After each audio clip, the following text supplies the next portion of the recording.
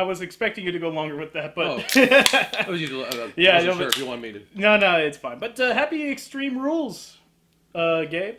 At least we're not like toasting water or anything. It's, no, it's actual soda. So, before we get into Extreme Rules, it's time for our gifts. Yeah. So, Gabe, happy Extreme Rules. Your gift is right at your feet, right there. Am I opening again? Mm-hmm. First? Yeah. You know, I know I'm not going to top yours this All time. right. Well, I mean, like, the time will come that I'll top you. But I don't think you'll top. But tonight is not that night. Probably not. But let's see. All right. The wrapping paper came apart, so No, it didn't come apart. I just put it on top. didn't even you like. I just put a little on top. Way to go. So I what? didn't want you to look into the bag and see it. Oh, it's a little Lego set. It's a little. It is not little. It's pretty good size. Oh, really? It's. It's a C3 Construction Stack Down Universe. Welcome. You are now an official member of the Stack Down universe. Oh, you shouldn't have. You really shouldn't have. I knew you would say that. I knew you would say it twice. Well, you know me so And well. look at what wrestlers it comes with. Okay, we got. Okay, first and foremost. No. Doesn't come with any of those cool guys. It doesn't come with the cool guys. It just comes. Not with, him. It doesn't come with Santino Marella. Oh, actually, that's not one of the cool guys. I was about to say you think Santino Marella is cool. I didn't know who you were pointing at, actually.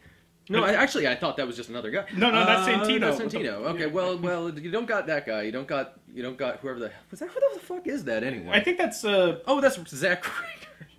That's Zack Ryder. So, no, you don't get Rey Mysterio. No, what you do get is John Cena and The Miz.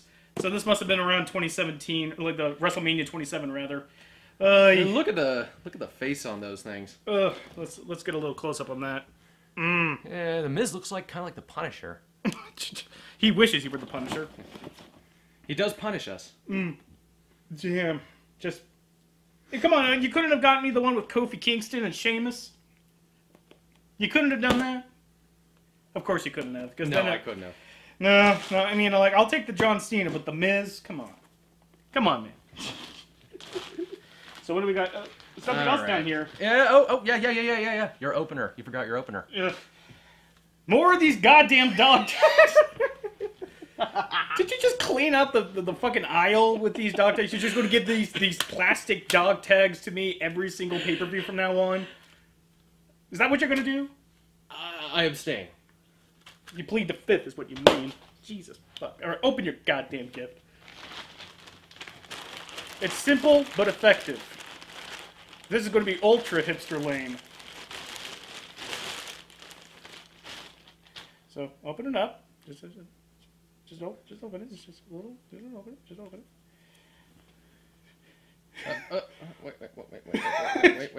Wait. Wait a minute, what? Wait, what? Wait a minute.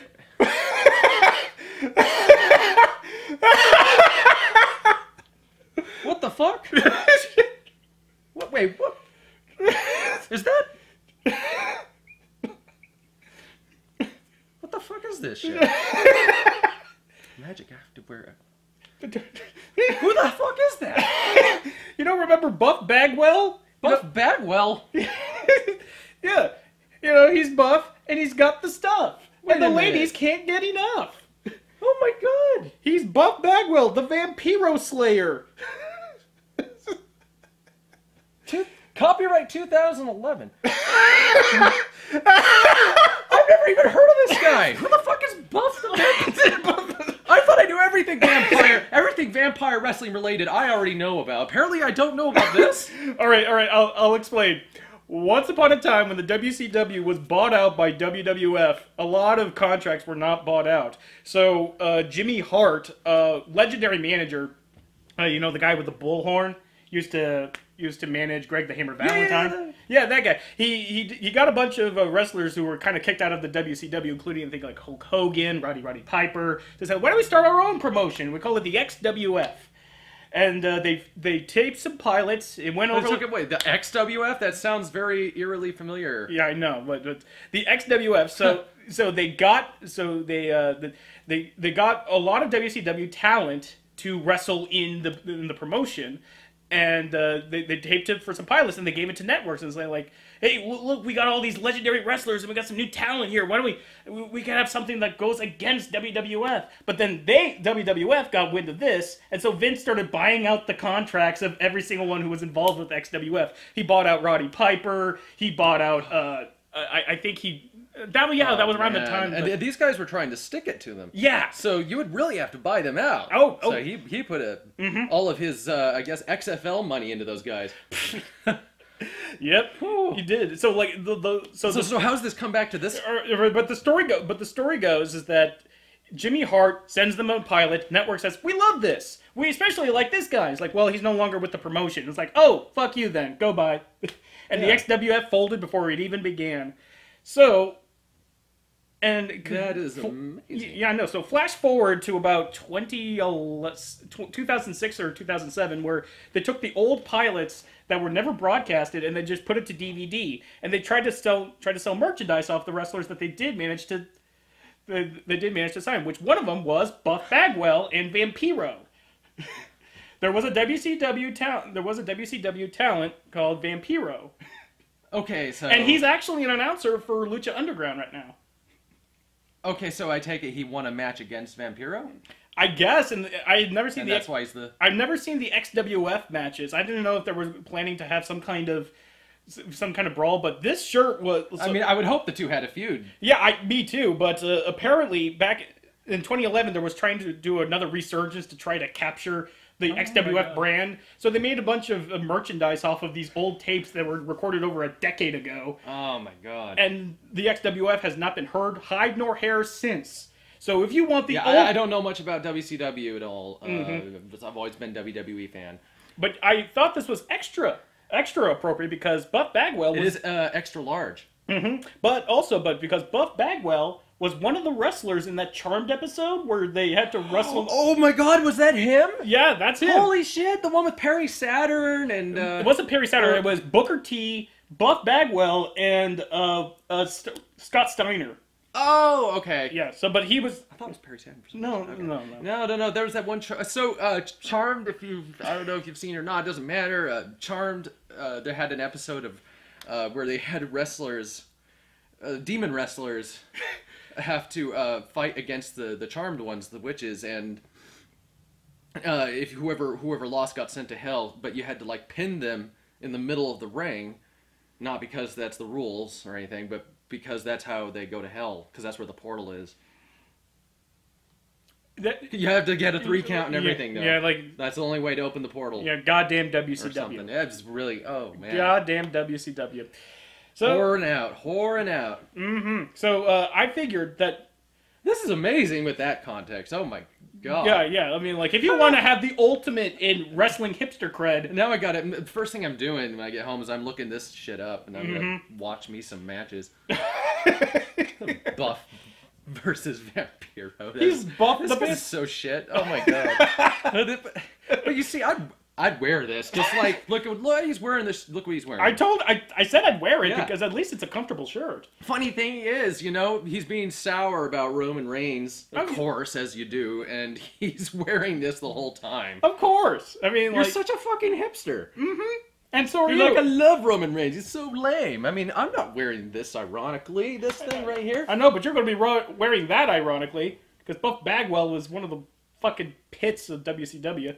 Oh, that's great. That's great. It is. I think I could wear this as like an evening wear.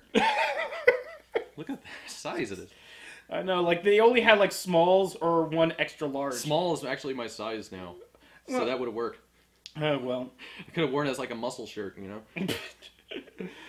I wear this to the gym. I'm gonna look like like 10 pounds when he's wet. Oh. He's working as a gigolo right now? Buff Bagwell, he's working as a gigolo. Like an actual gigolo. Okay. That's, good on you, man. Good on you. Like, if you can get women to pay you to fuck him, you're living the life. Good stuff, man. Good stuff. Let's move to the event. Yes, let's do it. So, Extreme Rules 2016. Best event of the year so far? Oh, fuck yeah. Oh, yeah. I don't know. The Royal Rumble was pretty good. The Royal Rumble was good. I like the Royal Rumble a lot, if only because everyone loves the fact that Roman Reigns just got dunked on his ass and Trips just kind of like became like the silverback gorilla that just came in and just took over his territory. Like, "Rawr! Rawr!" And there was the Styles entrance. And he had a pretty good stay in the Rumble. I didn't like it kind of bothered me that Kevin Owens was the one who at the time it bothered me that Kevin Owens was the one who disqualified him, but then now I realized that's good. Yeah, in the long game it worked out, and I'm glad it did. But I'm having a tough time. I'm having a tough time deciding between the two because I think overall the Royal Rumble match was the Royal Rumble pay-per-view had some, some slow moments and some dumb moments, but it was overall enjoyable. This was better, I think.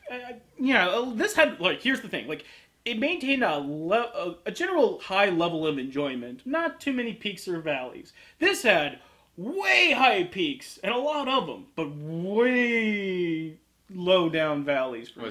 Which? And for Extreme Rules. Extreme Rules had a lot higher peaks, but also had. I would say that it maintained a lot of high peaks. It maintained a lot of high peaks. That's what makes it better than Royal Rumble, I think.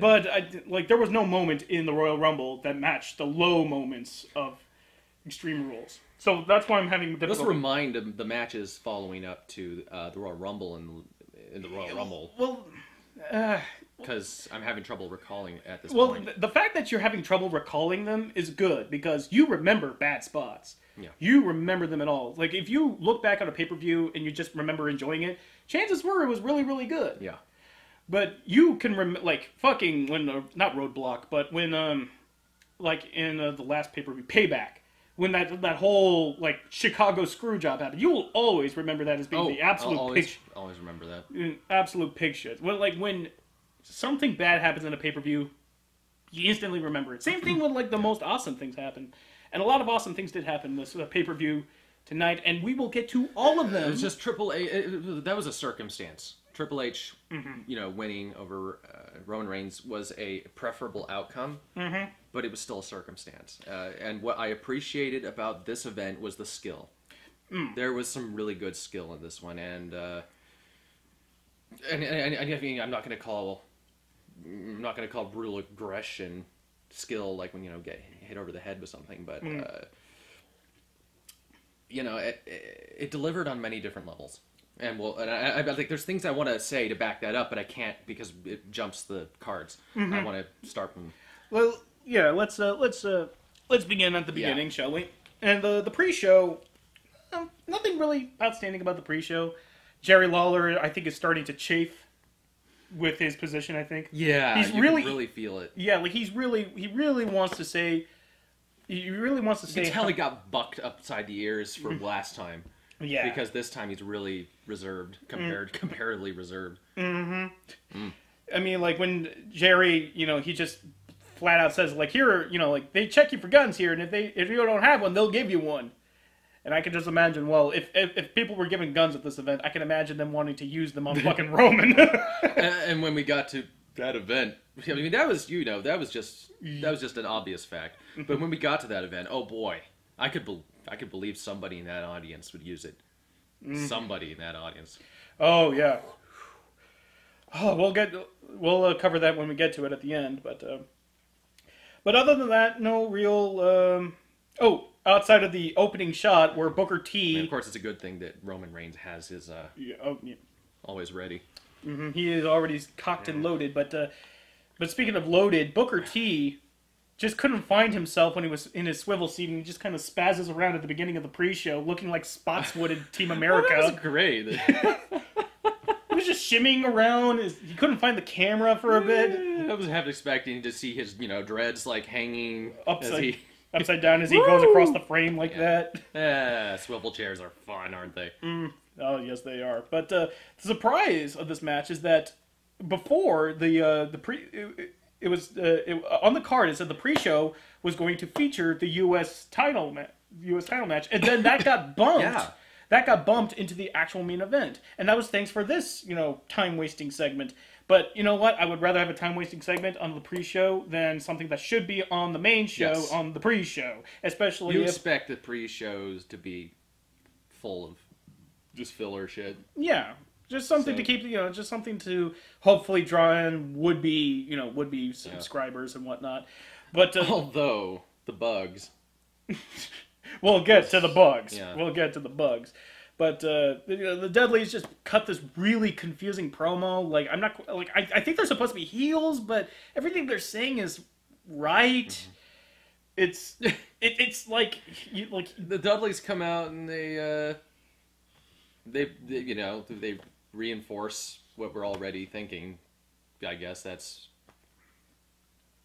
a little bit of heel in all of us. I suppose, and we're supposed to boo them for telling it as it is. I don't know. I mean, it was Cass's. Cass just comes out. And it was his hometown. Yeah, Cass is I think is Cass from New Jersey. He's definitely on the Eastern Seaboard. I think that he's definitely from the Northeast. I think he's actually from New York or something like that. Maybe I was gonna. All right, here right there. Sound good on that? Okay.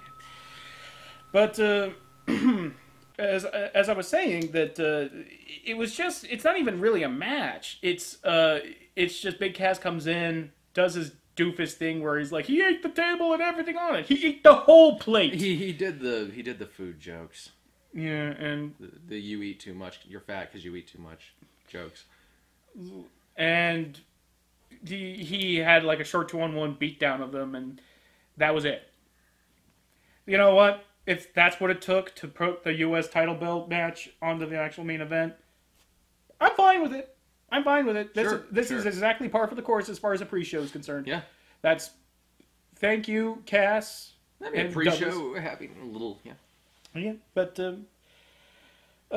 nothing really much to say about it other than Cass, you might want to speed up your line delivery a little bit. Yeah, and it's not so much, you don't stumble over your words or anything like that. It's just, I mean, and I guess that's kind of the persona. He's supposed to spell it out for you. Cass. But don't spell everything out. It's like, Enzo, you cannot get back fast enough. You just cannot. Anything else on the pre-show we should mention before we get to the nitty-gritty details? Some real actually enjoyable promo from The Miz. You saw The Miz and Maurice come out in your pee break time. Yeah, I did pee break. But I couldn't take a pee break at the same time. No. So I did have to sit there and watch, and I wasn't disappointed. No, because, finally Miz is just, really, getting into his own as far as being the prima donna A-lister. It only took him how long? 8 years? I think it's been. I think he started back in 2006 or 7? Jesus. Well, then again, his gimmick wasn't an A-lister, I think, until I don't know when I seriously, those years of wrestling might as well be, during a drug binge for me, as far as how well as I could remember them. Yeah.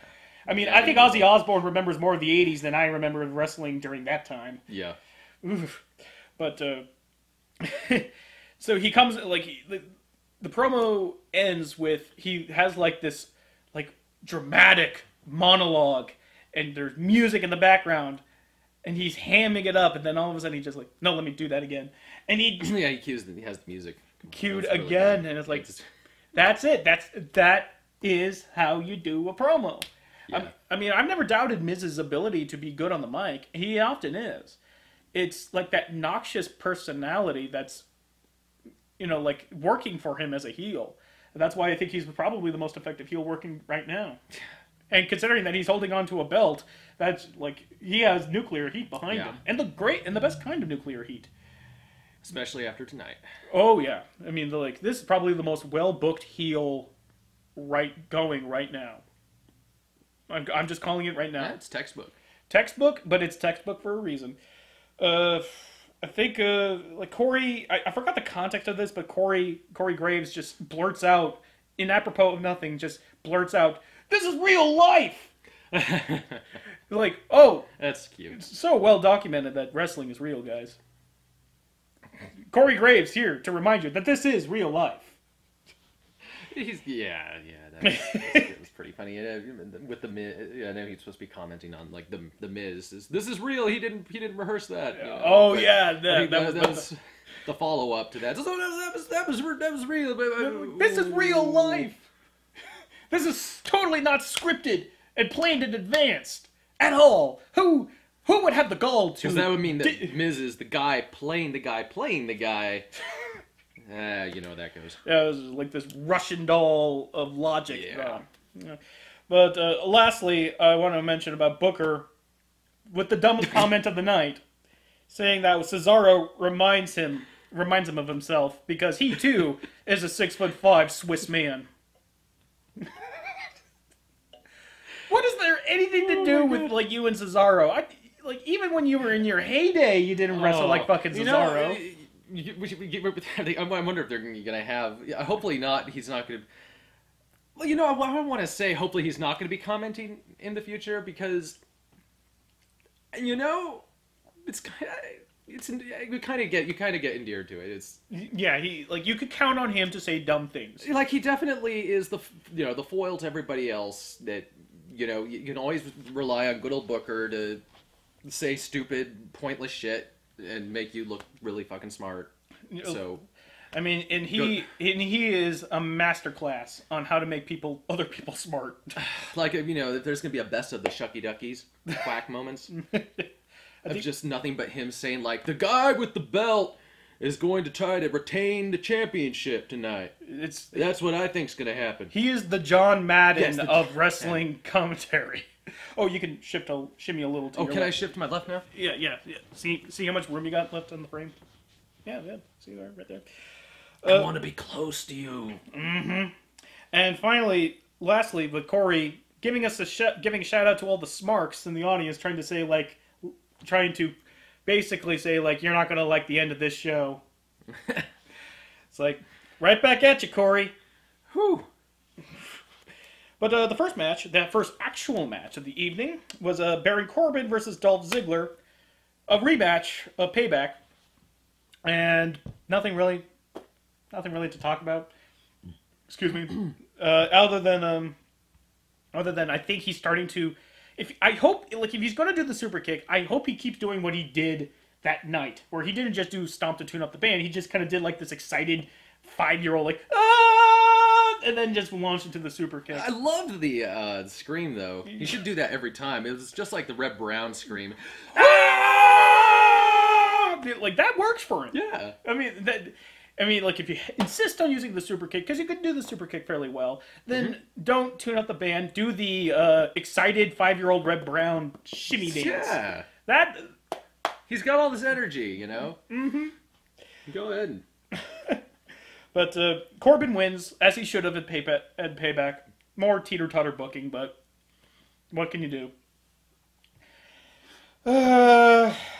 Anything else? There was a 4-time reversal into a tornado DDT, which, from an athletic standpoint, was fairly nice to see. But the rest of the spots in the match were just fairly mundane. Nothing to get too excited about. But as far as it was a good pre-show. Oh yeah. I mean, like, as far as like where such events should take place, yeah, I can't imagine better matches for on the pre-show. So, but that's when the actual pay-per-view started. Was when we got the the trailer for the pay-per-view that we're going to watch, which featured 2 bugs fucking. Like it's spring, and it wasn't like to rock music or anything like that. It was just silent, and it had 2 Beatles on each other's back or something, and a fucking just yeah. They're bug dicking. They just linger on that for a good 25 seconds, and they say spring's coming, and like yeah, and actions in the air or something. But we want a different kind of action. We want. It wasn't even memory. It's just like otherworldly and surreal, and for some reason somebody wanted to show bugs fucking, and so they did. Kevin Dunn, I don't know. Like anytime something happens unexplainable on television on a WWE show, I just have to blame Kevin Dunn. It's like why are they angling so hard on this, or why are they angling so hard? Oh, Kevin Dunn. Actually, speaking of Kevin Dunn, I want to rewind just a little bit backwards. At the start of the Baron Corbin Dolph Ziggler match, Baron Corbin let his hair fall down, exposing his bald spot. You just had to get that in there. Yeah, like exposing his gigantic, completely unmissable bald spot. Kevin Dunn sees that for like half a second. Like, no, cut away from that. Just cut away. He cuts away from it, but in the process, ends up flashing right back to the beginning of it. Yes. You weren't too fast in that draw, Kevin. Just no end. No. Loving for that. No. But the first match on the actual pay-per-view event, Usos versus the Club, and unlike most of the shows on the free television, like with Raw and SmackDown, they actually showed some kind of energy. And that was helped by the fact that this was a Texas Tornado match where all 4 men were legal, and that lent itself to a kind of a vibrancy and energy to the match. So it was a Texas Tornado tag. Mm-hmm. So tornado tag, no tagging. Mm-hmm. The tag's still in there, but I don't know why they. But so it's every man. But Texas part is the no holds or no falls count anywhere or whatever. No, I don't think it was like. Or was it? No, it wasn't. It no, wasn't like the whole no DQ, no DQ. Like no DQ and yeah. So I guess that's the difference between tornado tag and Texas tornado tag. It's. I have no idea about that. Like I remember Michael Cole had said like this match type was invented in Texas, but we all know how reliable Michael Cole is. So it's just a tornado tag, but it's a Texas tornado tag. So when they have tornado tags, they don't always say Texas; they just say tornado tag. But JBL was all excited because Texas tornado, Texas anything. Because anything Texas related gets him half chub. Yeah, I mean and since you had Gallows and what the fuck's his name? Luke. Something? Luke, yeah. Like Luke. It was Luke Gallows and Luke Gallows and I'm so sorry. Second man. I'm so sorry. Yeah. You are new though to this venue. I'm sorry. Didn't watch you in Japan. Sorry. No. And once again, right here. Taking that there. Okay. But I feel that this match was helped along by the match type. But I feel fairly certain that we're going to be seeing these guys go at it again. Fucking Usos. At it again. I'm so sick of the fucking Uso boring. Mm-hmm. But the cock blockos. Yeah, we finally figured out what specifically about the Usos pissed us off so much, and it's the fact that they keep interrupting good spots in the match to be replaced with later on with more boring, not nearly as interesting to watch spots. Yeah. I believe they were setting up for the Fireman's Carry. It was their tag team move, Gallows and they were going to do something really awesome. And of course, the Usos don't want that to happen. The Usos? The Usos. The Usos didn't want anything good to happen, so they... So, they cock blocked it, and then later on, they tried to do something not nearly as devastating, not nearly as cool to see, and they just do like another super kick or something, or maybe 2 super kicks or 2 chops. I don't know, whatever the fuck, and it's just... So I get the concept of coitus interruptus wrestling, sure, to build you up to something, but if you're not building to anything, you're just being an asshole. Yeah. You're being an Uso. Yeah. Don't be an Uso. Yeah, no. Proof positive of something like that later on in this match. Play hard in the paint. But Club picks up the win again. More teeter-totter booking. No real big thing, other than the fact that the match type lent itself to a more energetic match than we've seen on free television, which isn't a bad thing certainly, but kind of at least you're not as shit as you used to be. But now we're talking about a match that not the most surprising, but came with the sort of the what would have been the best ending. if not for another match we'll get to. But Rusev versus Kalisto for the United States Championship. And finally, fucking finally, After like 100 days or so. after 100 days, Kalisto finally lost to a fucking giant. Thank you. Well, I mean, it's like, who else was he gonna really lose to at a main event? Because that's all he fights is giants. Yeah. I mean, especially when you're that small, it's kind of hard not to, I guess. But Like, if they you're- do make an effort to put him against big motherfuckers. You know, Alberto Del Rio with his 6'5" like length, and then Rusev, who is just a fire plug of a man. And previously, Ryback, so he's actually only 6'3", but boy, is he fucking crazy built. Yeah, like crazy bodybuilder, and then Rusev, who is just this fire plug of a man who just looks like a living bear. Yeah.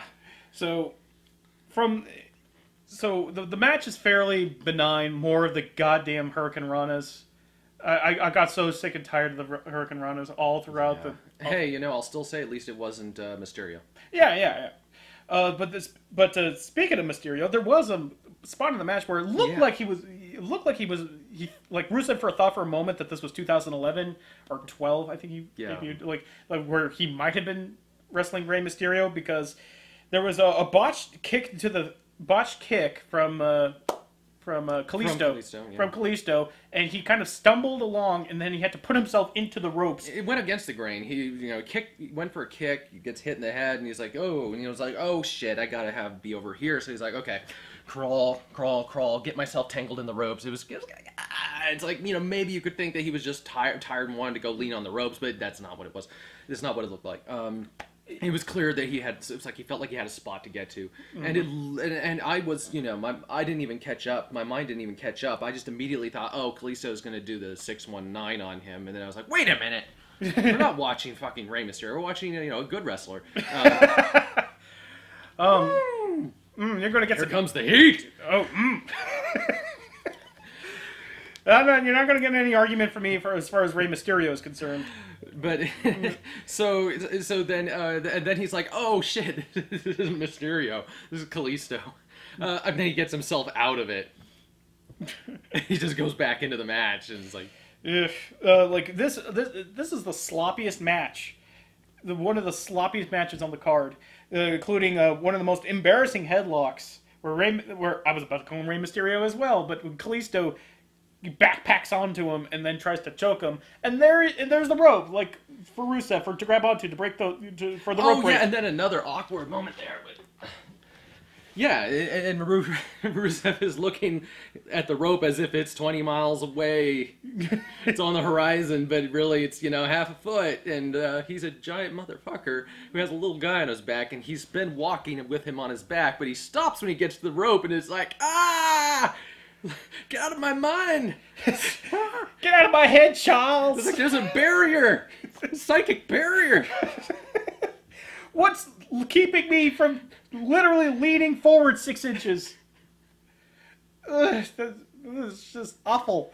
But then it did lead into an impressive spot where he just kind of grabbed him by the thighs and just jumped backwards and just right onto him. Yeah, Kalisto draining his essence, apparently. Well...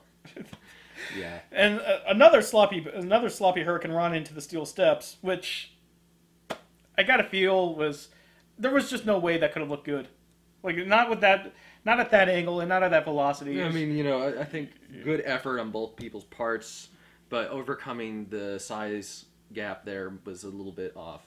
I'm not really sure what exactly happened. I don't know whose fault that was. It was hard to tell. Yeah, but credit to you, Rusev, for going forward at 11 and just torpedoing yourself through the steel steps and just you gotta admire a guy who's willing to commit like that. God, there's some really hard sells there when you either have to run into an area that you have to be in, as we saw earlier, but. Even worse if you're being attacked from behind or something and you don't know if you're being hit or not because the guy doesn't connect enough. So you just have to feel the air or look at the audience's reaction or something and be like, oh, I have to move forward. Which I was seeing earlier with watching old NXT, CJ Parker versus Xavier Woods. Or sorry, it wasn't versus, it was just a promo thing. It was just them talking to each other in the ring. And Xavier Woods turns to leave and You guys might remember this one. C.J. Parker goes and does a spinning wheel kick, but it misses by 2 miles. But somehow Xavier Woods knows exactly when he does it and moves forward.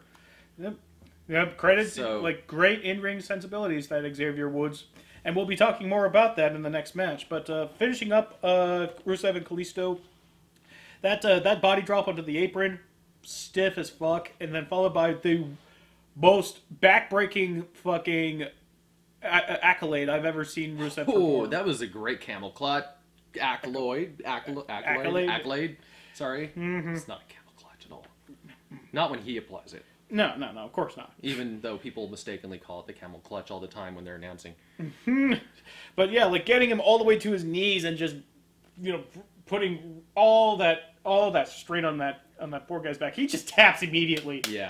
And I'm just like, ah! That was the best camel clutch I've ever seen.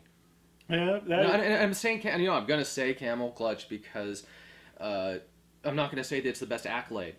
It is the best accolade, but it's also the best camel clutch. I've never seen anybody do that move the way he did that night, and the way Kalisto went into it. Yeah, it was beautifully done. So this pay-per-view, I can say best camel clutch. Best camel clutch. Yeah, ever seen. So check that off. We've got a title for the first time in like 3 pay-per-views. A title change happened. Thank God. And for truth be known, it went like it's the most necessary title change. That U.S. title belt was going nowhere as far as it being on Kalisto. Yeah. Like it just needed to be on somebody else that could I wouldn't say lend some legitimacy, but no, certainly not legitimacy. Yeah. But it provides some kind of actual effort into matches, I suppose. Like, no, it's like you might as well, like, the belt on Kalisto was dead because they kept booking him with matches against fucking giants. But that's not his fault. That's the booking's fault. That's the people booking it. That's the people booking it, but I can imagine, like, when John Cena comes back, he's going to be eyeballing Rusev, and there's... I think that... I see what you're saying, though. It's kind of like when you put this guy constantly against giants, where are you going to go from there, Yeah. Saying him back to people who he's on even scale with, height-wise, weight-wise, after that, it's kind of like, well, why didn't the giants pummel this guy like they're supposed to? Yeah. So often seen in the business, Yeah, that's like no one really came out looking good with Kalisto's title reign. It wasn't a tale of like somebody overcoming adversity, overcoming people who are way out of his weight class. There's a reason why amateur wrestling has weight classes where you're not supposed to fight people out of it. There's a reason for that, and we tried to take some of that realism and drama. And then put it into this match. And put it into the fact that it's like, we're extreme over here in professional wrestling. We allow people to fight outside their weight class, even though a lot of times they get pummeled. And this was, how this is kind of goes. You have to lose sometimes. You have to lose often to the big guy. Yeah. Excuse me. So, as far as the booking was concerned, that made, with them, that belt on Kalisto, and just not budging from that, was just like spelling the death knell for me as far as that belt is concerned. But now it's on Rusev, and I can imagine it going, John Cena probably going to go for him. And even though it's just a repeat of what happened, what was it, a year ago? Just a year ago, where they were fighting over the exact same belt, just a year ago. At the very least, that feels more in line with what a title belt should do. Not just these gimmick matches with fucking, Davey and Goliath. Yeah. So I'm glad we got out of that mire. Thank God. Yeah. But I don't know what Kalisto's going to be doing from here on out, but Godspeed. Start wrestling. Start punching your weight. Okay. Yeah. Just there's plenty of good talent on there that you can do more than just Hurricane Runners into Steel Steps. You are better than that. Yeah. So, but the next match, which I'm the least angry about, even though the one I wanted to win didn't win, but I can't be too angry at the match for it because it was the New Day versus the Vaudevillains for the tag team championship, and my heart wanted the Vaudevillains to win it. I so wanted to win it. Yeah, me too. But heels, they're saddled with being heels, and they can't. If they do win, it's not for long, and it's certainly not for title. Certainly not for a title belt. It's certainly not somebody who for a tag team that is so over like the New Day. But like if you watch the match by itself, it's the most kinetic and fresh match that the New Day have fought in a very, very long time. It was. Ooh. It's just you have to remember that when the day that the New Day loses their championships is going to possibly just end the New Day, because a lot of their material is based around that. Their opening, clap for your world famous 2-time, or what was it? Like for your tag team world championship. Yeah. WWE tag team. Yeah. But speaking of that intro, some spots I want to give a little kudos to Xavier Woods for. The Vaudevillains destroyed my time machine. Yes. That was the surreal line of the night. The most surreal possible line. It's one of the strangest. Was it one of the haiku moments? Yes, it was. Vaudevillains destroyed my time machine. It's one of those statements that makes you like. Like if you saw Anime Abandoned, like if you watch Anime Abandoned, it's sort of like Bao has a laser cannon. Yeah, if you're one of those people who watches Anime Abandoned, like if you're one of those people that watch my I don't show. watch that shit. But that's up there with Bao has a laser cannon for me. Is one of those like perfectly surreal, nonsensical lines that within context makes sense, but taken out of context, it's followed that up when Big E tries to like that was just cardboard, and Xavier Woods just tells him to shut up with just a "let me shoot my shot." Oh yeah, so the build up was actually pretty good. Yeah, and he was going back to, I guess he was going a little bit back to his older Xavier Wood days. Yeah, the Funkadactyl thing, and so he was talking about he's falling on hard times. Ladies out there, the ladies and gentle ladies, if you want to send me some pictures or maybe videos with sound, cheer me up. Cheer me up. My DMs are open. Yes. And I can't, like, if that's true, I wonder how many, like, dick pics he gets in those. You brought this on yourself, Xavier. And I'm sure that, the Usos intercept to make sure he doesn't get any kind of satisfaction. Mm-hmm. Cock blockers that they are. They probably send dick pics a lot. And they seem like dick pic kind of people. Yeah. But, like, when we heard that line, "let me shoot my shot," and the whole audience starts to chant. Like, shoot your shot! Shoot your shot! Man, the audience tonight was really not very interactive, except for when they were really organized when they were. Oh, like, it was a pretty mild crowd for most of it. But where they all agreed, they agreed. But, yeah, like, when it was one of those evenings where it's like, the crowd was sort of into it until they got really into it. And that's not because of so much like something good was happening, but because some unexpected things were happening. Yeah. And that's what wrestling needs. Unexpected things. And not just like rolling the bones on who wins. No, but like certain spots. It was like spots within the card. But when, of course, finishing that thought though of Xavier Woods shooting his shot, we both went to the exact same place with Paige's verbal botch. We did. No, if you haven't seen that, just go see it. Yeah, for those of you who haven't seen it, Paige had a verbal botch that basically aligned to "everybody always tries to come in my face." She was talking about, I think at the time, I don't know if it was it was an NXT thing, I think. It was I don't know if it was Carmella or Charlotte or whoever, but she was saying, that these bitches, they're always trying to come in my face. Oops. Oopsies. I mean, it doesn't make you look bad. It doesn't make you look bad or anything by any means. It's just yeah, because I can imagine quite a few people in the WWE universe can oblige. And so with that in mind, or if you're Jessica Negri, then I guess the other kind.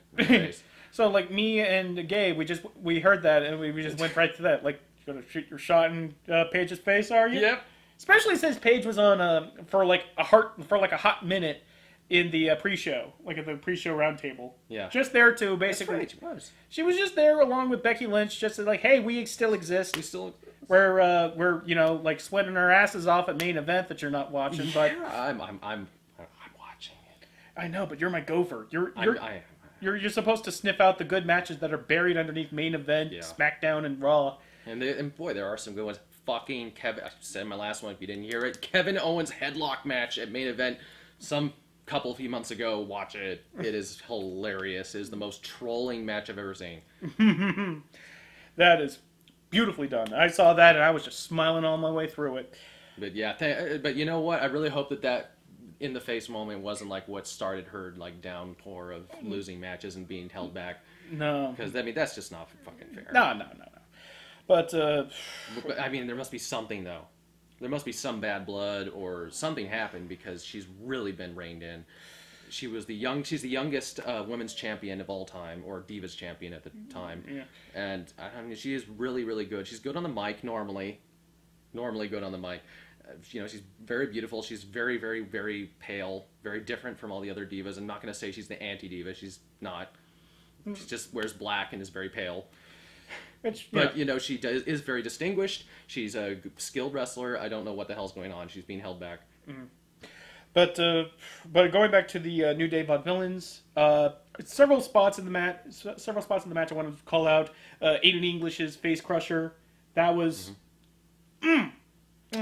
perfectly done, and of course Big E's launching himself like a flying Snorlax through the top rope and crashing into Aiden English. Oh, was it the spear? Yeah, it looked like a spear, but like the spear is supposed to be like you charge with your shoulder forward, how you do it, but like Big E just launched himself like.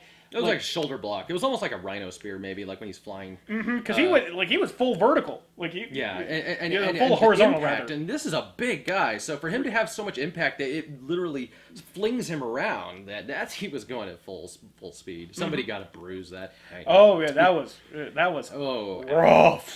rough. But Big E's gonna. He's either going to injure himself badly or injure someone else badly by doing that. But you keep doing it until you do it. Though. Yeah, you keep doing that. But unfortunately, some of them, I don't know who it was. Probably Byron Saxton. And Great Suplex City by him as well. Mm-hmm. But Byron Saxton, it was probably Saxton, who mentioned that they won the Contenders match. They didn't win the Contenders match. Shut up. They just kind of moved. Oh, yeah, that moment. Yeah, that's what are you trying to bury Enzo's injury? Is that what you're trying to do? But it happened 3 weeks ago. I'm not going to come down on him too hard. I mean, the fact that they didn't bring it up was awkward because it deserves to be It deserves to be covered. Yeah. But I can understand making it like a flub, like because they are the number one. They won the number one contenders match, and they're here. I mean, it's like they kind of won. They kind of won. I mean, if you go by what actually happened in the ring and what they did and the way they called it, they won the number one contenders match. But yeah, that's no. That I really chafed at that, and I chafed at that more than the somewhat dirty finish with Kofi Kingston laying us. Even though he was not the legal partner, he was not legally a part of the match. Struck Simon Gotch right in the face right before Xavier rolled him up for the pin. That's I don't know. Like New Day always seemed to be like they're faces, but only by the definition of the face, because they talk too much shit to be a real face. And yet, they're so over with the crowd that they might as well be faces. I remember the days when, not long ago, where they were kind of tweeners. Yeah. I think they even, went heel for a few matches. But yeah, call it straight. Yeah, they won the number one contenders match by result of disqualification. If you want to actually call it like it is. Mm-hmm. By result of disqualification. Check up on Enzo. How you doing? So. Yeah, that's weird. Like, I would have been totally fine if he just corrected himself after that. Yeah. But as a match for itself, outside of that slightly dirty finish, and outside of that, that the announcers. Like, I shouldn't even say that that announcing thing that it, like took away from the match. I mean, it kind of did, but it kind of didn't. Like, the match itself was still fast paced, and it was a great, well executed, technically sound match. But the story behind that match is sort of diminished behind it because of those. I want to say Saxton. I could be very wrong with that, but I will bet my bottom dollar it's Saxton, because that seems like a Saxton thing to do. Yeah. But moving on from that match to probably the tipping point as far as the pay-per-view was concerned, because like as far as like an actual match is concerned, this is the best match on the card. Absolute. Ruined by the wrong man winning. Yeah. Absolutely ruined by the wrong man winning. Definitely the best match. Yes, like We can easily agree on that. yeah, like it's the fatal four-way between The Miz, Cesaro, Kevin Owens, and Sami Zayn. And holy crap, so many false counts, so many like spots on this card with just Cesaro like being the literal Swiss Superman. Like it was a Transformers powerbomb when he literally Literally just like Booker T. Yeah, like three fucking. It was a triple powerbomb. Yeah. It was with Kevin Owens taking. I call it the Transformer bomb. Because it looked like you had the different parts working and using. You had the two people doing the suplex on the right and the left, and then you had the guy getting suplex on the top, the head of it, and then you had him facing forward at the bottom, and it just looked like it looked like combined to make a giant wrestler. It was hilarious. Oh my god, never seen anything like that. Well, and Cesaro just keeps doing these hilarious superplexes and. Mm-hmm. Yeah, like it was. If you want to talk about Big E doing a suplex city, it was Cesaro put on a suplex clinic. Yeah. He put on an uppercut clinic where he just went from post to post, just boom, boom, boom, boom, just delivering uppercuts. Oh, uppercut frenzy. Oh, absolutely. Everyone in this match, even fucking Miz, looked good. Yeah. But the Miz, like all Miz was doing was catching onto the tail of a comet that was the other three. And he looked. The Miz was, you know what? He didn't look that good. What he was doing, he was very textbook heel. It was running in there when somebody else has gotten it. And that's what you do as a heel. Mm-hmm. I don't know if I'd say it made him look that good. But it made him look good by virtue of the fact that he was, at the very least keeping up with it. Yeah. And he was he was acting to his part. Like punctuating other people's moves with the skull-crushing finale. And some out of that. Yeah, like Cesaro kicked out of the Skull Crusher finale cleanly. I can't remember the last time somebody kicked out of somebody's finisher. Like outside of someone's finisher, there was no oh, I'm so groggy, and then I do the cover, and then you still somehow it was immediate. It was like Skull Crusher finale cover 1, 2. Oh my god, you kicked out of it this quickly after being pummeled throughout an entire match. Yeah. So that was pretty. Unexpected. That was unexpected and not lost on me, Cesaro. But the other spots on the card that deserved it, the way the match began, where Sami Zayn just fucking charges like a battering ram and helluva kicked. I keep calling it the helluva. So there's a little bit of argument or dispute over what it's called apparently at this point. Whether it's spelled, I think it's spelled like HELL. Well, they call it the helluva kick. Like hell of a kick. That was one hell of a kick. They call it helluva kick. They call it the helluva kick. Or helluva kick, as sometimes the announcers say it. Yeah, because it's such a like you don't want to call it a helluva kick just because you spell it like. Sometimes they blame they say it's because of William Regal's accent, the way it's said. But whatever, I think the way I always hear it and, repeat saying it is the helluva kick. Helluva kick. But it's just, no, it's just, I feel like an idiot calling it the helluva kick, even when I know it's supposed to be hell of a kick. Hell of a kick. It's kind of dumb.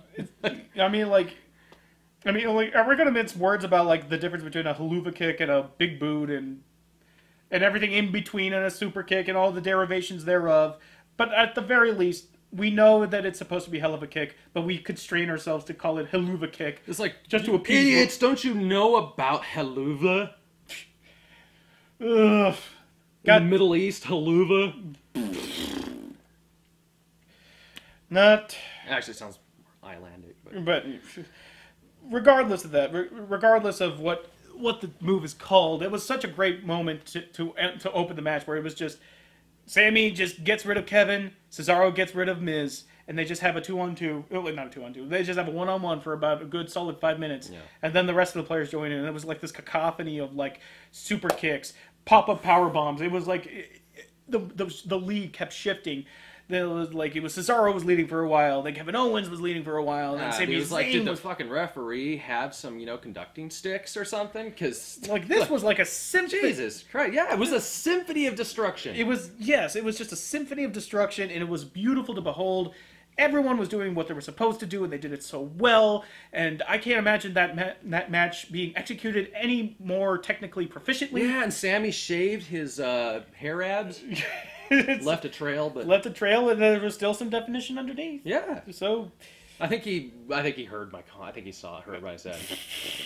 Yeah. He might be watching. I might be watching. Sammy, if you're watching this, Gabe has a crush on you. He has a skull crushing on you. That was bad. Yes, it was. I mean, I was embarrassed that you told him that. But then you said that. Now I'm just embarrassed for you. Other spots other than the Cesaro... we kind of made the joke that of all the moves that Cesaro does, which are so goddamn goofy, and yet we buy them completely. We went off on the giant swing last week, but we just kind of came to the conclusion that he's the only wrestler alive with cosmic awareness, where he knows that it's fake, so therefore he knows that... I call it wrestling cosmic awareness, apparently, where they... it's like, he's like Deadpool or She-Hulk or whoever, and he just knows that this is fake, and he's able to monopolize on the fact that he knows other people are going to give in to his moves, and so he just takes it up to the next notch. He's like, I know what's going to happen here, so let's just yoke it for everything we can. Just yoke that, just completely, all the milk. I was about to say ambush bug, but no. Ambush bug? Like, ambush bug is like DC's answer to...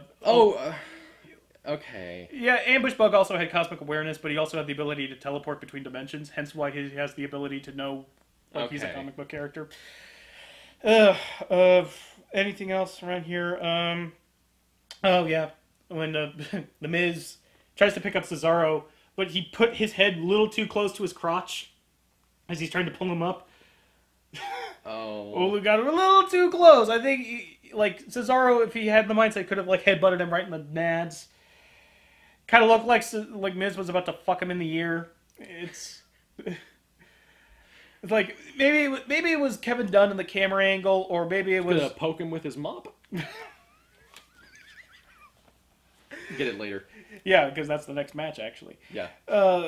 But before we talk about, we want to say that the Sami Zayn pulling off the sweetest, most buttery smooth reversal into a cradle pin I have ever seen. Yeah. It was like poetry in motion.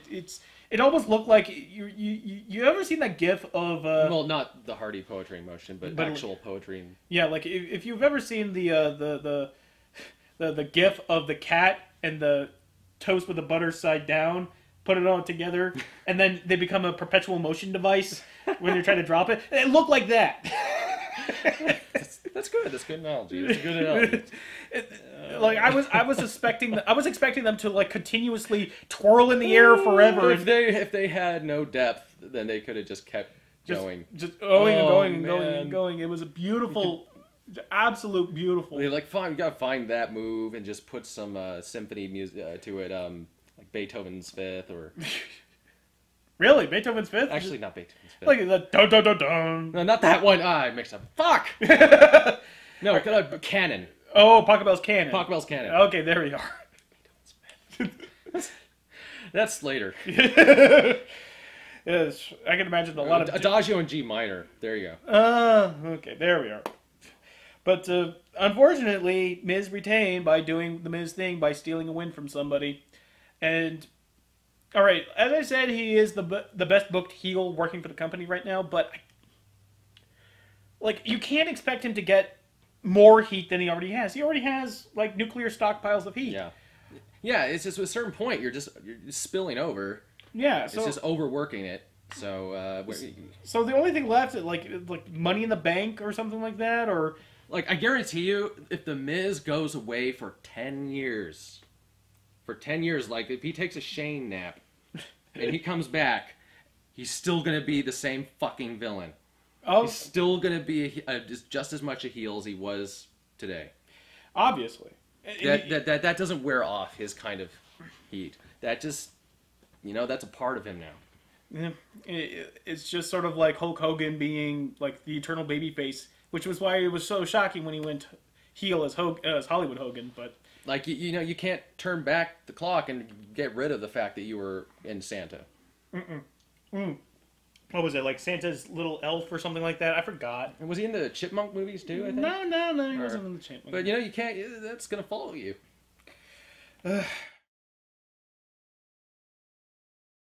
But because I want to spill about this match because this was a match that had nothing going for it at the beginning. It was this weird sort of awkward match.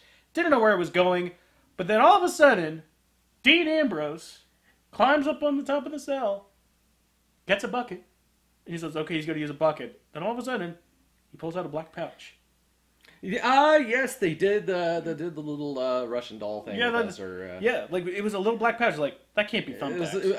I thought he was gonna do the bucket head thing. Yeah, put like the bucket on the head. we And all- then you hit him with a chair or something. Like we all thought he was gonna. I mean, there's no chairs. Yeah, like we all thought that was gonna go. That was gonna happen. But then he pulls out the black pouch and he's like, "That can't be thumbtacks. Yeah. That can't be thumbtacks." No, you said that. I knew it was thumbtacks. Because I thought like, there's no way it could be thumbtacks. Have you ever seen that little velvet bag pulled out without thumbtacks in it though? Ever? Yeah, but then again, when was iconic. I know it's iconic, but I was thinking like, no, they're just gonna jerk the audience around. It's not gonna be like fucking like thumbtacks. It's gonna be like ball bearings or something, which would have actually been worse. That would have been hilarious because they roll. Yeah, they fucking roll. You cannot contain ball bearings like you do thumbtacks or caltrops. No. Ball bearings would have made that match go one way, and if you weren't prepared for that, then your match is done. Yeah, like that. Like that actually would have been more dangerous. You're in Home Alone now. You're not in the asylum. You're in the Home Alone house now. Yeah, that would have been even more dangerous than thumbtacks in a lot of ways. Especially since those little fuckers, you can't clean them all up. No, later on, somebody would have been outside the ring, and then the paramedics would have been in. Oh man! Yeah, like whoop, whoop, whoop, whoop, whoop, whoop, whoop, whoop. But no, you're making that sound. This is sounding really good. I like that idea. It's terrible. It's terrible, but for a gimmick match like this, man. for a gimmick match like this, why the fuck not? So he lays it all out, and it was thumbtacks. Oh my god! It's been like at least a decade since like thumbtacks have been used in a hardcore match. Yeah, I mean, I think about it. It could have been like fake shattered glass or something to throw in the guy's face or something. Yeah, but I knew that bag is iconic. To take that out and not pour thumbtacks would just be really jerking the audience in a way that just. I don't think that they've got stooped to that level at this right. I wouldn't have blamed them. I wouldn't have not blamed them, but I wouldn't have thought that was beyond the realm of them being able to do it. I at this point WWE is just a troll. They know what we want. They're not going to give it to us because they think they know better, and sometimes they do. But if you're watching this and you haven't seen the event. Mm-hmm. You know what probably the outcome was. You know that it was where it was going to go. They can't have thumbtacks on GTV. So yeah, it's on PG. Yeah, but I saw it, and me and Gabe just like, oh, they better fucking use it. They better fucking use it because all throughout this match, with Jericho and Ambrose, they're reaching out for weapons, and there's a kendo stick. Okay, there's nunchucks. Okay, Steve Blackman. I remember Steve Blackman. Yeah, they had a bit where he. Jericho takes out the 2x4 with the fake barbed wire, and he takes out the nunchucks, or as the announcer says, the numchucks, I guess. And you're like, oh, Jericho's like, what are you gonna do with those little things? I got It's like suddenly he's Steve Blackman and he's been practicing with these nunchucks. I mean, it's like, didn't he get to set up the ring? It was his match. Wouldn't Jericho have expected he would only put stuff in there he was comfortable with? Yeah, apparently he was comfortable with a straitjacket and the son of a Mitch. That's a good point. Why the fuck did he put in things in there he didn't want to be anywhere near? Yeah, like he is crazy. But seriously though, it's like as Jericho had been like, oh, he's going for those nunchucks. Maybe he knows how to use them. I have great ring awareness as Jericho, right? So yeah. I might anticipate that. I don't know, like, but like the beginning of this fight was so weird because the first weapon that they brought down was a mop. I think what we called it was the sampler's platter of a match. Yeah, it was like a sampler's platter of an Extreme Rules match. It was like weapons galore, but not like real, like honest to God, like flaming like chairs. Well, like the only thing that was really missing from this was the stupid bungee cord things from the Thunderdome, and Brock Lesnar himself being tied up there to the top of the cage. Like Brock Lesnar has a Pokemon in like a Smash Brothers Melee kind of thing. Like, go Brock Lesnar! They established in the last hardcore match with him and Dean that he was a weapon in that ring. And he didn't need any other weapons because he was one. So, like you can see Brock Lesnar. He's like, whoop! Like suplex city. F5. And then he just kind of jumps away. It's like, yeah. Brock Lesnar away! Like Brock Lesnar needed to be like bolted on like fucking Frankenstein. It's a creature. He's just up in the ceiling, just kind of not even like a shred of emotion on his face, just like this inanimate object. And then the first person who gives him the hot tag is like, Brock Lesnar smash! But like it was this weird back and forth between like these gimmicky weapons. A lot of the weapons that were introduced were never used. Like the barbed wire 2x4 was brought up but wasn't used until like the thumbtacks were used. But like it was dropped. Oh, you just gave it away. But, like no, I didn't give it away because like it was introduced, but then dropped when the nunchuck with the nunchuck spot, and then wasn't brought up until after the thumbtacks were introduced. Well, I don't think we told them the thumbtacks actually happened though. Yeah, we did. We said that they took out thumbtacks. Yeah, we said they took out the thumbtacks, but then like never mind. Yeah, that's right. Never mind. He just he starts. It was such a weird match because they wanted to do hardcore spots, but they couldn't exactly get hardcore about it. So like the announcers are trying to oversell their offense. It's like, oh, Dean Ambrose poked Jericho in the ear with a broomstick. It's like, or a mop stick. Or a mop stick. Oh, and they did mention Perry Saturn. Yes, they did mention Perry. We didn't think they were going to. Yeah, because we thought we were going to be the clever ones by making a Perry Saturn joke.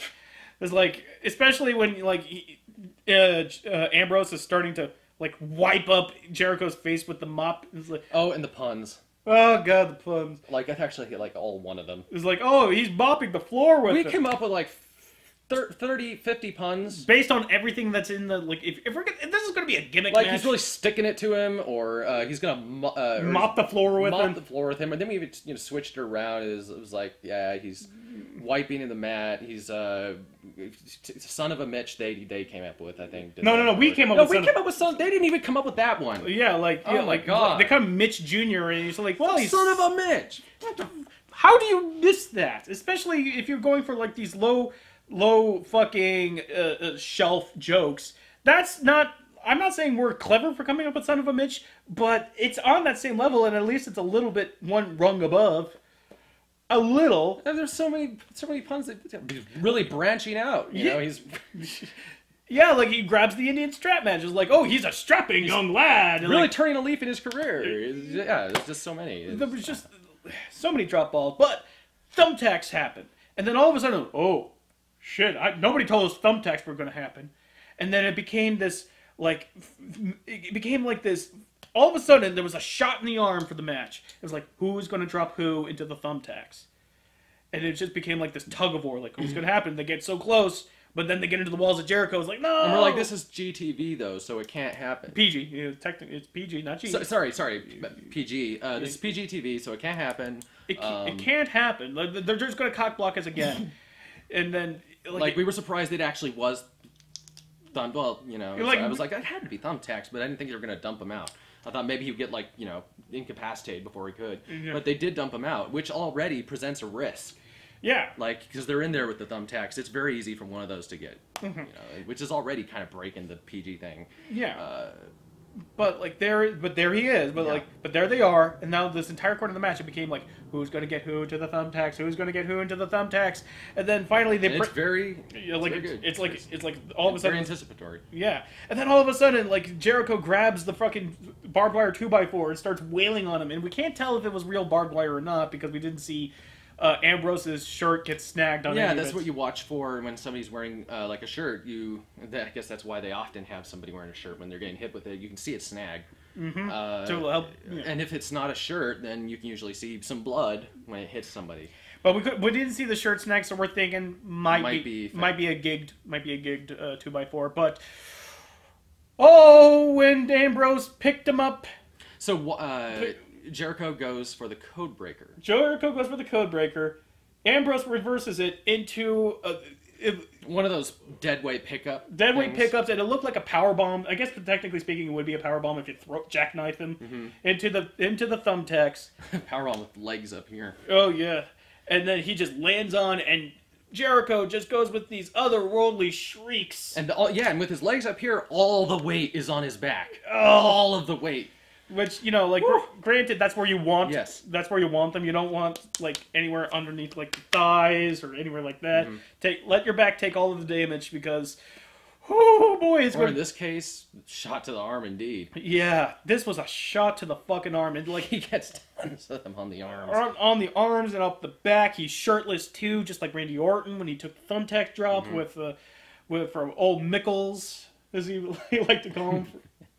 Old Mickles just dropped Randy Orton into the fucking thumbtacks, and then fucking drops him again. It just tosses him off the stage into into the I forgot what was it like some construction area where they always have right next to the stage. But I was worried when they said that. Oh God, look, he's got thumbtacks in his feet. Oh yeah, in the soles of his thick wrestling boots. I was like, oh God, is that where they're gonna stop it? Oh God, he's got thumbtack foot. He stepped on thumbtacks. They say he's got thumbtack foot. It sounds like a band. Exactly. Got a thumbtack foot. I mean, outside of just that, there was only one other spot that really captured the mind's eye. Was Dean Ambrose leaping off the top of the cell to do a clothesline. Well, it looked like he was going to do an elbow drop, and he connected by the forearm. Yeah, I think it turned into like a forearm smash or maybe a clothesline. Yeah, right onto Jericho. But it looked like he's going to do the elbow onto a standing opponent. Yeah, exactly. But once those thumbtacks came out, and once Jericho was planted into them, yeah, we cheered. We were clapping. We were just ecstatic. It's like, yes! Oh my God! I can't even remember how much the audience cheered because I was yelling over it. Yeah, we were marking the fuck out over that. It was beautiful, and I think we were about as loud as the audience. Yeah. And there's been rumors going around that Jericho is going to be leaving the WWE after this match. What a way to leave!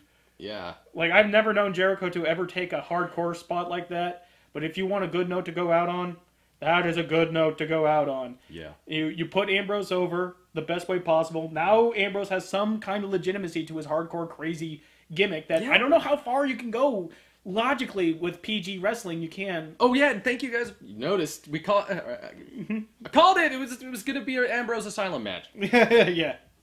I thought that was a good idea, an obvious idea. And now, thanks to Jericho agreeing to be planted into the thumbtacks, it was the spot of the night. And now it's cemented. Yeah, it's actually memorable. Lends some legitimacy. I mean, granted, we can't have thumbtacks every single time there's an Ambrose Asylum match, but at the very least, you come away saying, okay, now we know that thumbtacks can be used in PG wrestling. So how far can we push the boundaries on that? God, here's the door, the greasy wheel, the thing that they don't want. The reason they don't do things like this, they don't want us to start thinking that. What else can you guys do? You got to keep it within PG, of course, because that's... can you guys start having bra panty matches again? No. I can't imagine any of the women's wrestlers want to do that. Oh, I'm not. I'm just saying that's... Yeah. You don't want to think about it. You But know that's what? the thought process that they don't want you to start. Like we were children during the era where that was high. Like that was during the era where Lawler was puppies. Yeah, it's like, are we going to have Lawler start reverting to a little kid again during all our women's matches? Are we going to string up Mae Young's corpse to have her rotting puppies on display again? Oh, that was really... I know. Oh. Completely tasteless, I know. But again, wouldn't put it past WWE to do. I mean, considering what else they did with Mae Young, come on, she gave birth to a fucking hand. Donald Trump's in the Hall of Fame. They'll do anything, ladies and gentlemen. They'll do fucking anything. But like, what a spot on the match. That was what the street brawl with Brock Lesnar should have been at WrestleMania. That was, I mean, like, slow build up, mother of all finishes. That was a beautiful hand job of a match. I give it 4 stars. Out of 4 stars? 5. Out of 5? At 4 out of 5. I give it 4 stars out of 5. Are you sure you don't want to give it 5 out of 4? Or, sorry, 9 out of 8? 9/8? We'll get to that little bit right there soon enough. But going from that beautiful finish to this god-awful, why the fuck are you wasting our goddamn time with this bullshit at finish of Charlotte versus Natalya for the women's championship. God. So you thought that I'm not even going to dignify the match because the match itself was just fairly work related. You know what? Just cross that out and write P break. Yep. The whole match has been reduced to a P. I can't believe you got that many notes out of it. Yeah, like it was. Although I do agree, the first one I can see. No. That I think that's all you need.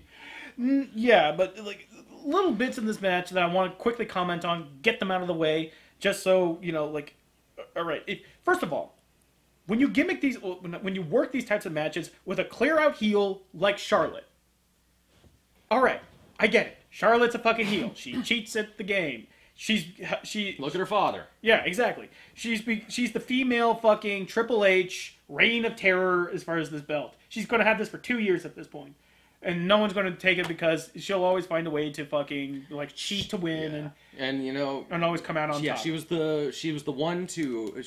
got to be the one to bury the Divas belt, which is quite an honor. And then she'll wear that strawberry colored fucking belt for as long as humanly possible. She'll never give it up, not to anyone. But there's like, but when you're building that kind of rapport, you have to figure what's the point of watching this match. There's going to be some kind of dirty finish. Even when you try to make stipulations that there wasn't going to be a finish, and such as banning Ric Flair from ringside, just to have somebody else dressed up as Ric Flair just to distract Natalya for another ring up. All that does is make Natalya look like the dumbest bitch possible. Like, what the fuck are you doing? You know that's not Ric Flair. Why the fuck are you paying attention to what's her name? No one was fucking fooled. Yeah, like what's her name? What's the woman that came out dressed as Ric Flair? What was her name? Shit. She used to team up with Darth Emma. Yeah, she's the one who looks really orange. Yeah. Oh my god, I can't believe I forgot. Yeah, like I feel so stupid right now. I really do. Her name right here. Time code on that. But you're just deliberately wasting our time with this because we know now that she'll cheat to win. There's no point in the match. Like any semblance of talent that Charlotte might have had can only be squashed by the fact that she never won anything without help from outside interference. And for a heel, that's all right. I mean, like you can like forgive something like that, but for like going on 200 days now, 200 fucking days of this bullshit. What are you doing? Just waiting for SummerSlam to like take the belt off her? Who are you going to give it to? You've buried everyone else in this fucking match by making them out to be the stupidest, most awful, like brain dead dumb wrestlers possible. Natalya has got to be the dumbest bitch on the planet right now. How do you not like figure like, oh, there's up to some kind of trickery here? How do you not figure that? How do you not do that? I don't care if her uncle was Bret Hart. I don't care if the sharpshooter was better than the figure 4, or in Charlotte's case, the figure 8. What? I don't care about any of that. She's dumber than a post. I'm sorry, but she is. And like you start off introducing this new belt, and this new belt is beautiful and it looks great on Charlotte, and at least Charlotte won it on somewhat legitimate grounds. Somewhat. I do believe there was some Ric Flair interference. A little bit, but not as much as fucking Tonight or the Chicago Screwjob. All this cheap heat that's being addressed to Charlotte. She's not a good heel anymore. She's X-Pac. Yeah. And the saddest part is like there were some good moments in the match, but they're all buried by another goddamn fucking ending like that. And the woman whose name we cannot remember. Mm-hmm. She's supposed to be a bodybuilder. I remember that. They mentioned that a lot when she in NXT. I don't know. It doesn't really look like a bodybuilder to me. Maybe she has some really big thighs though. Yeah, I mean, so like I guess like when I think of like buff women, and you think really big legs, like Beth Phoenix definitely had a bodybuilder's physique. Jacqueline also had a great physique. Also had gigantic fucking implants. Jesus Christ, woman. I mean, like, you must have had some back problems after those. Oof. But like the Charlotte and Natalya match, utter pig shit. I mean, as far as like, I didn't want the Fatal 4-Way to end the way it did, but it did. But it didn't detract away from how brilliant that match was. This was a normal submission match. By the way, trying to have the stipulation that this is a submission-only match doesn't factor into anything, considering it's a Charlotte and Natalya match where they're both technicians and they were going to submit themselves anyway. Oh, so that was stupid to begin with. Yeah, it's the figure 4 versus the figure 8. The figure 8 against the sharpshooter. Oh, did I just say the figure 4 versus the figure 8? Yeah. That's a match I want to see. Like Ric Flair versus Charlotte. His daughter. Like, Daddy, I'm getting rid of you and I'm burying you in a match. I'm proving that I don't need you by beating you. Stop crying, okay?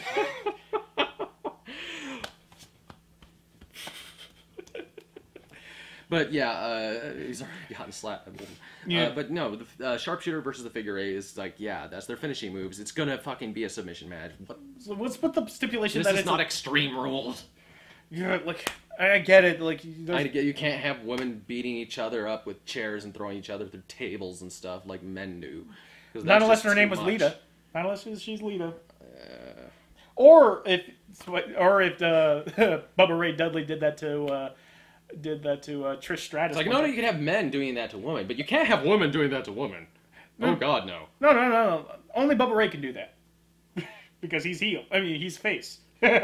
Yeah. He's face doing that to a very heel Trish Stratus. You gotta love the Attitude Era sometimes. Although that would be the Ruthless Aggression Era technically, since that was post 2000. But regardless, the any other spots on the match that are worth calling out? The sit out powerbomb spot, which was nice. Like Charlotte actually has some strength. She can do like a sit out powerbomb. That's very nice. The nice call out to Team Hell No from Natalya when she was like, no! That was a nice little touch there, but... Yeah, I still need to see Team Hell No. I haven't gotten there yet in my in the backlogs. Backdating, yeah.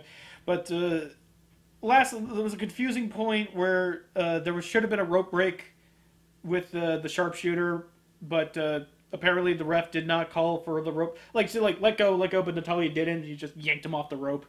Like... But no, you're supposed to let go of the hold once there's a rope break. So why did? God, it's Extreme Rules. Spontaneous Extreme Rules, apparently. Exactly. But pig shit. Like once again, the one women's match on the card is the stinker of the night, and it's all because of the god awful booked ending. Yeah. Just like we get it. She's a dirty player. She'll cheat to win. Why? And I want to say that I'm excited that, oh, look who's coming to Raw, coming to WWE. But I can't even fucking remember this person's name, so I'm obviously not very excited. Yeah. I mean, I haven't gotten to see. I've only gotten to see a few of her matches so far. She doesn't usually with Darth Emma. She doesn't. She takes like the lower side of the of the counterweight. It's just. She usually just kind of. I remember she just kind of taps people on the head and belittles them. That was her gimmick. Well, like speaking of Darth Emma, get well soon, girl. Yeah. Yeah. I hope you love your heel turn. Because I really wasn't enjoying the uncoordinated, and I don't think you were enjoying it either. I don't think anyone would. Yeah. But in comes probably the best match that Roman Reigns has ever been in, with AJ Styles for the WWE Heavyweight Championship. And guess what? LOL, Roman wins. Like, we all knew it was going to happen. But I don't know. Like, on one hand, AJ didn't look bad in this match by any means. He didn't. I mean, like, he was going full out, and as far as how ungodly strong Roman is booked, he pushed him to the limit as far as they were willing to go. As far as a guy who used to wrestle quite extensively for TNA, he's got about as high up the ladder as anyone else has. Especially anyone. I can't think of anyone off the top of my head who wrestled mostly for TNA for most of his life, then gone over to WWE and had as much of a, I wouldn't say stellar, but as much of a push as AJ Styles has. Yeah. Like, #1 contender within 3 months. And he's earned every single month that he's been there by working his ass off. And you know what that is? That's signing a good contract. That's signing a good contract, and that's capitalizing off of his indie cred. And true to an Extreme Rules match, it was one of the very few matches where I've ever seen they've toured the arena by going off into walking into the audience, going up to the pre-show set, and then using the pre-show set to wrestle. It was one of the very few times I've seen that happen, and I was intrigued by it, because most of the time when you bring somebody out into the audience, you can't see for shit. Because, it's like two bodies within, like, a sea of flesh. Yeah. The way they record, the way their camera worked back in the day. It was unwatchable, like, during the Attitude Era. Didn't have the technology or the... It bordered on unwatchable. Yeah. But... good coverage. They even had, like, a spotlight on him. Exactly. Gold star for the crew... to keeping the focus squarely on those two guys, on AJ and Roman, and there was plenty of great spots within the match. There was a Roman back body dropping AJ onto the English announce table. Yeah, the German announce table was just used as a catapult, or at least a foundation to catapult AJ, and unfortunately AJ also got through. There was another prop table gig that didn't gig properly, and it just kind of sloughed underneath the way it didn't break properly. It didn't break at all. He got, which made it, which to people who know better, that's like, oh, that really hurt. Yeah. That was good on you guys for doing that. But then about 4 seconds later, it collapses under him. Which was definitely one of the most cringeworthy moments of the night. It was like, if only. Because it's, not because anybody messed up, or at least not on the wrestler's side. Whoever set up the table, or whoever pushes the fucking button to collapse it, if that's what they sometimes do, I don't know. Yeah, but it's obvious that the table is gigged, but it wasn't executed properly, and they tried to hide that as best they can, but it's kind of hard to hide it when the walls of the table are still up, but the table itself is down, collapsed. So Roman has to kind of push it away and then drag AJ into the ring. And of course, Bullet Club and fucking the Usos made their presence known. And if you want proof positive that the WWE overbooked Roman Reigns' strength, he got tag teamed by the fucking Club. After taking a walloping from AJ around the arena, immediately kicks out. But then the exact same thing happens to AJ, where the Usos tag team him and then tried to drag Roman onto him, and he still kicks out. They're just really trying to, make these guys seem like Titanic figures. Exactly, which is why the finish of the match is both heartening and disheartening at the exact same time. Yeah. But I'll lead it up so again a teeter-totter match is who's got who. Styles Clash onto the mat. Kick out. Styles Clash onto the chair. Again, kick out. Phenomenal forearm. Got caught with a spear. Finally, 1, 2, 3. And then chorus of boos, of course, because, no, lol, Roman wins. But then, out of the clear blue sky, comes in Seth Rollins. Pedigrees him right onto the chair, holds the belt, to an eruption of cheers. Yeah. And calling out for, thank you, Rollins. Thank you, Rollins. That was great. That was really... yeah, so, like... I was all ready to pack up and just head out. And then he comes in and pedigrees him, and I was like, Yeah, so, like, Roman... so I didn't stick around for the post-credits. Yeah, but Roman wins, but, Seth, stole the thunder away, so it's Seth's night. Yep. It's officially Seth's night, and I can live with that. I can live with Seth Rollins, coming... I mean, it looks good. It looks pretty buff. Oh, yeah, like, it's obvious. Like, he's recovered miraculously from that torn MCL. And Seth Rollins, another, guy I haven't gotten to see really anything of, because wasn't watching during that time. Yeah, no, like, he's a great heel. He's a great, like, worm tongue heel. Like, that, like, like, cowardly, even though he's booked pretty impressively strong. But what was heartening about that, of course, is, like, Seth Rollins finally taking, his title back, and finally, like, Roman Reigns is, like, his era looks to be over, because, no, I think it's a little too soon. It's a little too soon, but this is the first step. This is definitely the first step. And Money in the Bank is obviously next week, and Seth is, eyeballing for that Money in the Bank, and, watch for that storyline later, but what about fucking AJ? I mean, AJ just, like, bled, well, not bled literally, but he went all out on this match, and for Seth to kind of swoop in and just like, well, this title was already mine, originally, and now... The only way we want to see that, of course, is Seth taking the title and fighting AJ Styles, or vice versa. Mm-hmm. But, with Money in the Bank on the horizon, the only thing I would want to see is if Seth Rollins... Like, if it came down to Seth Rollins, I would want AJ to get Money in the Bank, but then Seth Rollins becomes #1 contender anyway for Roman Reigns. AJ should become Money in the Bank because I recall that Seth had an entire Money in the Bank. Seth Rollins held on to that. Held on to Money in the Bank like until a year almost. Yeah, he held on to it to WrestleMania 31, and then he turned the match into a three-way. Like that briefcase became a part of his look. Yeah. So triple threat rather. So I mean, he doesn't need to do that again. No, he doesn't need. This time. He doesn't let AJ be Money in the Bank winner, but now there's this great story angle for Seth Rollins to become #1 contender. Yeah. And you could set up a match where Seth Rollins, wrestles for #1 contender as well as Money in the Bank. Yeah. I mean, like, the story's there. You can bend the rules for saying, like, no, Seth Rollins needs to wrestle for Money in the Bank. It's like, no, he doesn't. You could work an angle where he was previous champion, so he deserves his #1 title shot against fucking Roman Reigns. You could do that. No sweat. There's no sweat off anyone's nose. But that's how I would book it, and that's probably not how it's going to be. And I worry that AJ is just going to be buried again underneath the lead, because AJ deserves to be up at the lead, but there's only room for one, and unfortunately, things got a whole lot more complicated. Yep. Because, as we all like to say, everyone in the smart community likes to say, anyone but you, Roman. Anyone but you. Anything else we want to add before we close it out?